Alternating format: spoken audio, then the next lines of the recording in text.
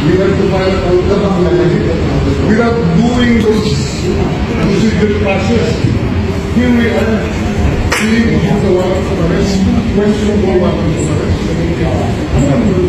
Sir, In fact, even sa warrant of visit, lahat, ginigiba natin natin ang pipilihan pag sang pipilihan pagkaroon ng search warrant, sang pipilihan pag-implement ng warrant of arrest.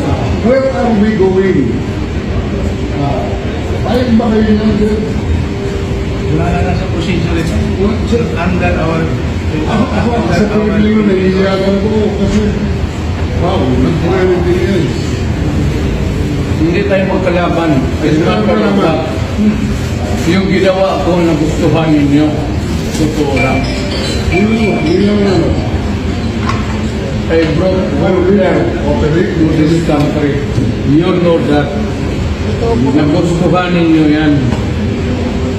So I am not blaming you. Let us not argue. Do not we avoid hurt talks that would magkasakitan lang.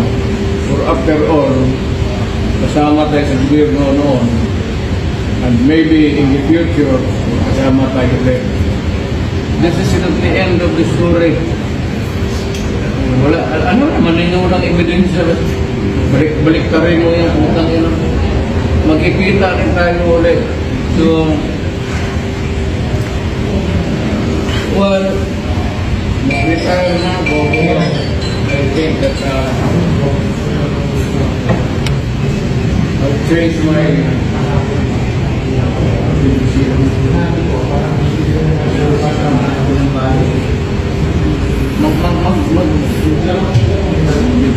balik ako sa politika.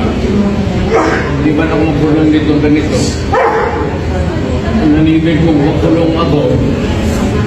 Eh, wala namang bawal, unang bawal na tumakbo ako. Unless the financial strength is deprived of your right to seek public office. But far from it, actually, tagal itong proseso. Like other stories na dumaan sa idiot. Wala talaga nangyari.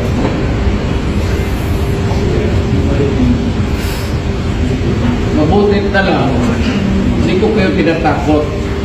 Mabutit na lang, wala na file ng case sa inyo. Kasi sa itaas, pagdating na kita, ginagawa ninyo yung trabaho ninyo, puro blunders naman, blooper, puro... Pagdating sa trial dyan, tatawagin kita sa witness stand, sabihin ko you're the person who arrested me. May I know the reason why? Have you read the documents? Or at least, have you read the case at that time when you made the arrest? So that you would be guided to what you should know. Yan yan. Kung kaibigan tayo, galing ako dito. Pero, pagdating ng panahon, sir, sabihin ko sa iyo, hirapan ito. Ngayon,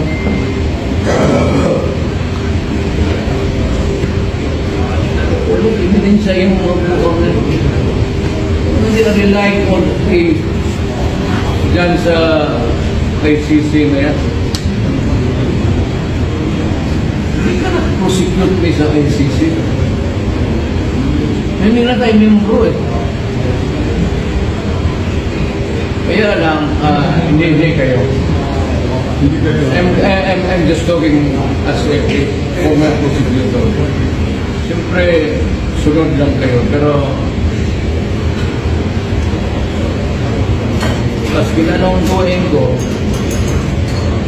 sasali ko kita kasi ikaw ba na nag-ibig sa akin?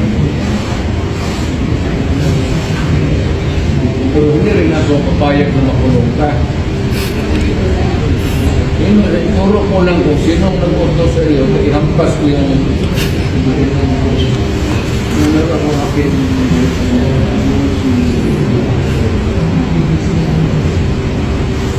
Tatakbo yata ako ng Vice President.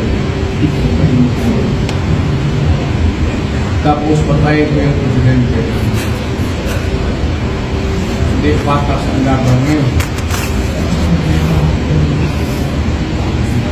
Or I will ask my daughter to run. And I will run as Vice President. Tapos sabihin ko sa kanya, you give way.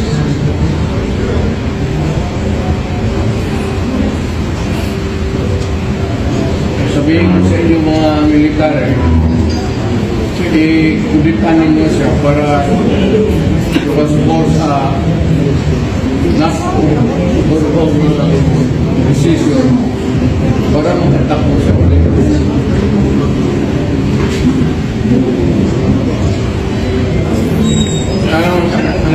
Alam nyo, sa totoo lang, na ano ako, nagugin talaga ang politika.